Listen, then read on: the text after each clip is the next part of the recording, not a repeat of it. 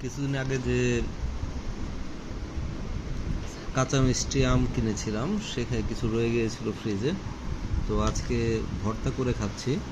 যদিও আমটা এত মিষ্টি ছিল, নর্মালি লবণ একটু দিয়ে খেলেই হয় বা লবণ না দিলেও হয়, এমন মিষ্টি ছিল। এটা ভর্তা করে খাওয়া প্রয়োজন হয় না। তারপরেও আজকে আমরা কাসুন্দি দিয়ে, শুকনো মরিচ দিয়ে তারপরে এই ভর্তাটা করে খাচ্ছি। তো আপনারা এটাও করতে পারেন। লবণ পরিমাণ মতো, শুকনো মরিচ একটা ভেজে বা আগুনে পুড়িয়ে তারপরে কাসুন্দি দিয়ে মেখে আম ভর্তা খেতে পারেন। এখন কাঁচা আম বাজারে প্রচুর পাওয়া যায়।